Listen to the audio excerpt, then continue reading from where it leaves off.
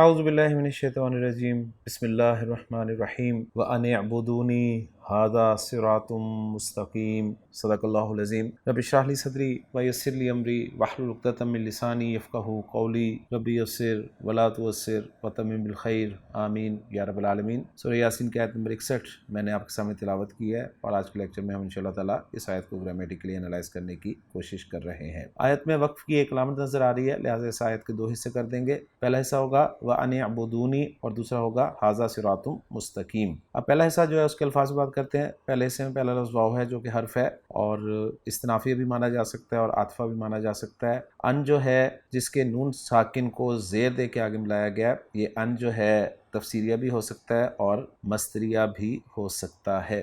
آگے ہے جی اعبدو۔ اعبدو فعل امر ہے، عین با دال حروف مادہ، عبدہ یعبدو عبادتاً عبادت کرنا، باب نصر ینصر سے استعمال ہوتا ہے۔ اور اعبدو جیسے میں نے کہا فعل امر ہے، تو جب بھی فعل امر آتا ہے اس کا فاعل اس کے ساتھ ہی ہوتا ہے، تو واو ضمیر مرفوع متصل اس کا فاعل ہے جو کہ انتم کو ظاہر کر رہی ہے۔ نون حرف ہے، نون وقایا، اور اس کے ساتھ جو ضمیر لگی ہوئی ہے یہ ضمیر منصوب متصل واحد متکلم کی ہے اور مفعول کے طور پر استعمال ہوئی ہے۔ پہلے سے کے الفاظ میں بات مکمل ہو گئی ہے۔ اب الفاظ کو جوڑ کر ہم جملہ بناتے ہیں، تو واو عاطفہ مان لیں گے تو پچھلی آیت کے ساتھ جڑ جائے گا، اور ان جو ہے تفسیریہ مان لیں گے تو اعبدو نی جو ہے یہ پورا جملہ فعلیہ بن جائے گا، جو کہ فعل، فاعل اور مفعول بھی کا مجموعہ ہوگا۔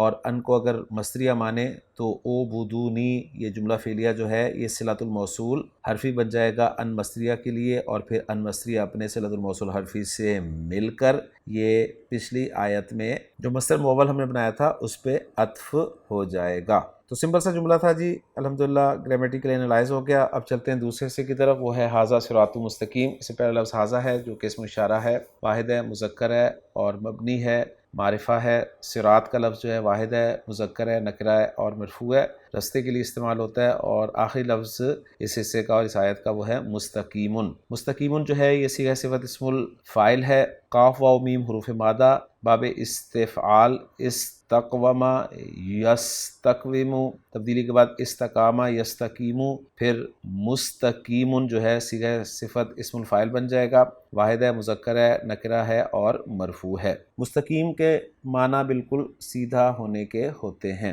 الفاظ بات ہو گئی ہے مکمل، الفاظ کو جوڑ کر جملہ بنائیں۔ ھذا مبتدا بنا لیتے ہیں، صراط مستقیم جو ہے یہ موصوف صفت کے مجموعے سے خبر بن جائے گی ھذا مبتدا کے لیے، اور ھذا مبتدا اپنی خبر سے مل کر جملہ اسمیہ بن جائے گا۔ ترجمہ بہت آسان ہے، انشاءاللہ تعالیٰ اینڈ پہ دیکھتے ہیں ترجمہ۔ محمود صافی صاحب کی ورکنگ کے ساتھ اپنی ورکنگ کو میچ بھی کر لیتے ہیں۔ محمود صافی صاحب فرما رہے ہیں کہ واو عاطفہ ہے، اور ان جو ہے یہ پچھلے والے ان کی طرح ہے، اور جملہ اعبدونی لا محل لا معطوفہ علی التفسیریہ ہے، یعنی انہوں نے ان کو جو ہے وہ تفسیریہ مانا ہے، اور جملہ ھذا صراط مستقیم والے کو لا محل لہا تعلیل لامر العبادہ قرار دیا ہے۔ اب دیکھتے ہیں جی ہم اس آیت کا ترجمہ، جو کہ بالکل آسان لفظوں میں آپ کو ملے گا انشاءاللہ تعالی۔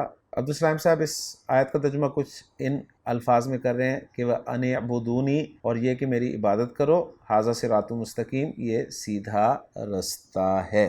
الحمدللہ جی آج کے لیکچر میں ایک مختصر سی آیت نمبر 61 سورہ یاسین کی ہماری مکمل ہو گئی ہے۔ انشاءاللہ تعالیٰ اگلے لیکچر میں اگلی آیت کے ساتھ آپ سے ملاقات ہوگی۔ اجازت دیجیے، سبحانک اللہم و بحمدک، اشہد ان لا الہ الا انت، استغفرک و اتوب الیک۔